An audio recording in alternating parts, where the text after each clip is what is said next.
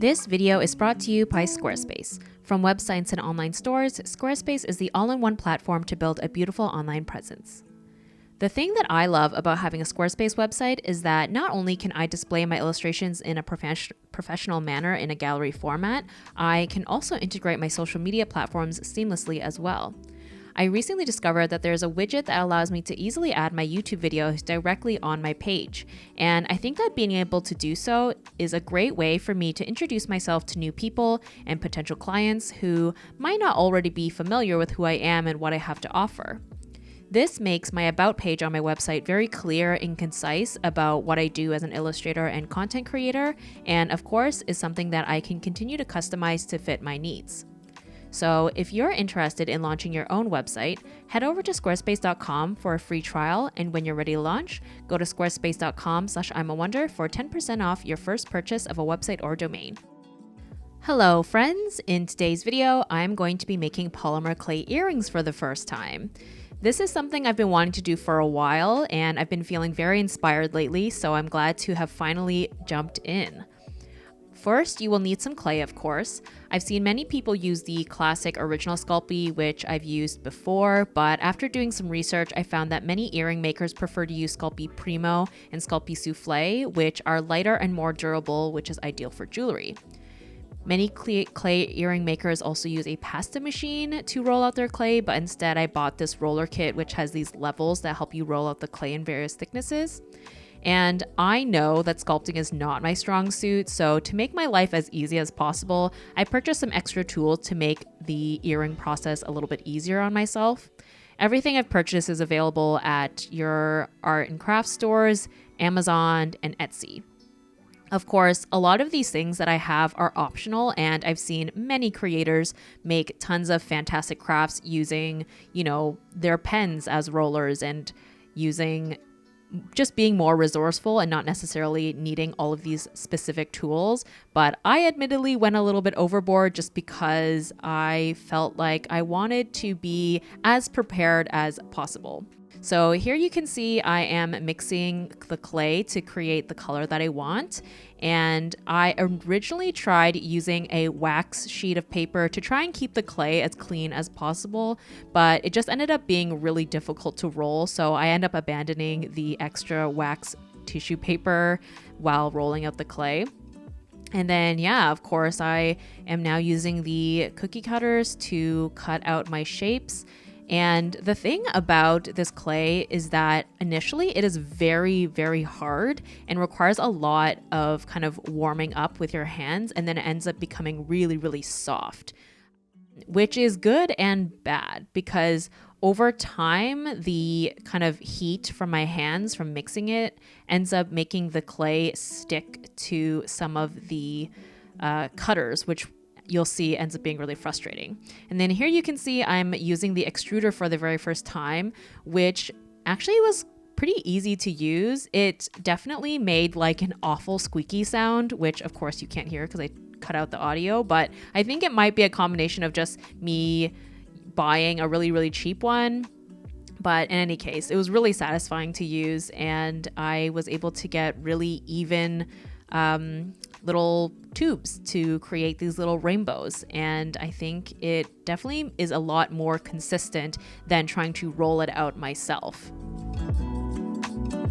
For those of you who are familiar with me and my channel and my work, you'll know that I am primarily a 2D artist. I'm typically someone who works with gouache and watercolors and make paintings and illustrations, and so working with clay and in like a 3D format definitely had its learning curves. I was finding myself getting really, really frustrated while working with the clay because, like I had mentioned, it is really, really hard initially. And so my hands were actually getting quite tired and sore from having to continually mix and condition the clay. And even though I had used this piece of wax paper and I was trying my best to be, not touch too many things, the clay just attracts so much dust and lint, was also very frustrating. But of course, I am also somewhat of a perfectionist, and I was pretty ambitious in my first attempt. I made quite a few different things, and on top of that was filming this for my first real attempt at making earrings. So it's just a lot of pressure when there really didn't need to be.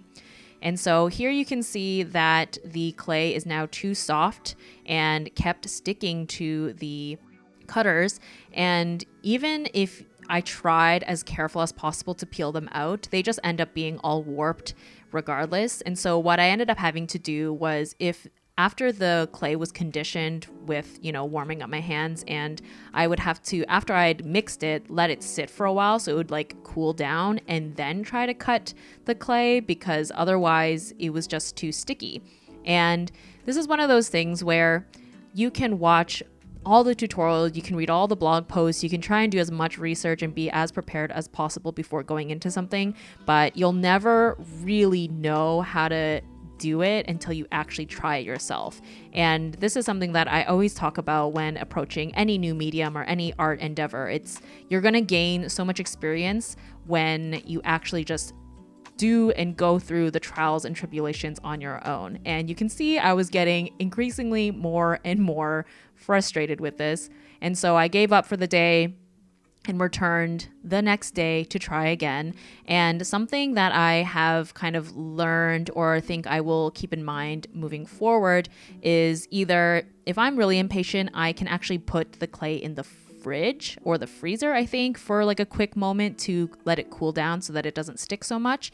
And I've also seen that some people will use a piece of glass to work on. That way the clay will be sticking to the surface more than it would to the actual clay cutters or the molds. So that's something that I'm definitely going to keep in mind in the future. But yeah, I definitely thought about the freezer fridge thing initially, but I didn't want to be like going back and forth to the fridge while I was trying to film this. So anyway, again, trials and tribulations, you'll never know until you try, right?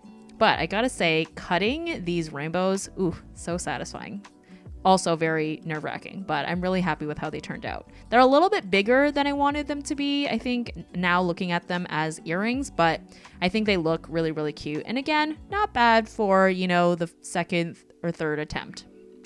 And now here you can see I am laying down all the different clay pieces that I've made. These are not baked yet. I'm just trying to rearrange and decide what kind of variations I want to have. I made a lot of stuff. But yeah, seeing all the little different colors and then things together, I think it looks like candy. It just looks so satisfying.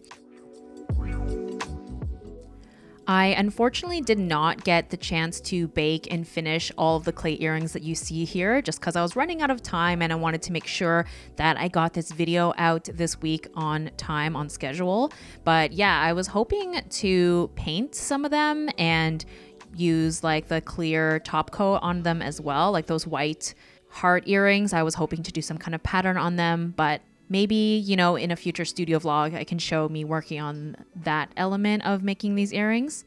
But yeah, next, while they are still not baked, I add in the little eyelets, and they are still pretty soft, so I have to be very, very careful not to crush the clay earrings or distort the shape too much.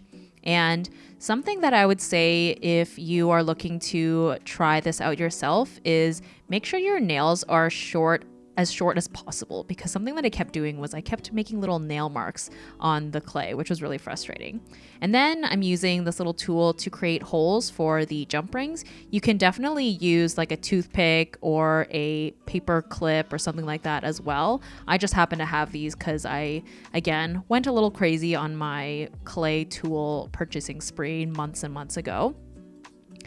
And then to clean the earrings, I read that you can use some rubbing alcohol and some Q-tips.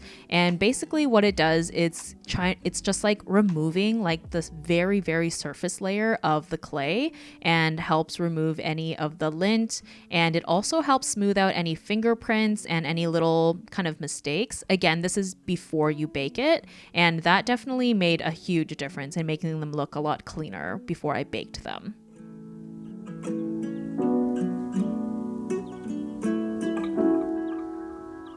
Then, of course, just bake according to the instructions. And then after they've cooled down, you can go ahead and add the extra findings. So I did not have any jewelry needle nose pliers. So here I'm using 2 tweezers and like this giant plier thing that I had laying around, which was a little bit tricky to use, but it did the job for today's purpose. And yeah, I find this element really finicky to do, but really satisfying as you see the earrings actually come together. And I am not gonna lie, these turned out way better than I thought they would. I was kind of prepared for them to look not so great. Obviously, because they are handmade, they're not perfect. It's not going to be nearly as seamless as something that is manufactured, but it is really, really exciting to see something that I've made with my own 2 hands be like a wearable piece of art. And yeah, let me know in the comments what you guys think of them. I'm thinking if there's enough interest, I might go ahead and like sell these in my shop at some point, because you know, I made way more earrings than one person ever needs, and I do think that they look pretty cute.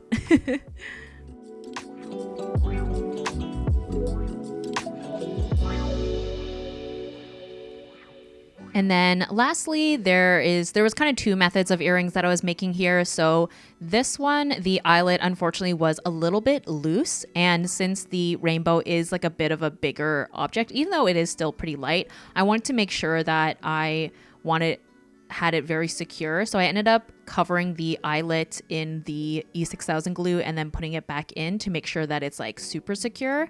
And then this type of earring, I use these little earring posts, and again, using that glue, I glue it to the back of the stud there. And yeah, they definitely, again, I was saying this earlier, the rainbow is a touch bigger than I wanted it to be, but thankfully this clay is still quite light. So even though they look really big, they are still quite wearable.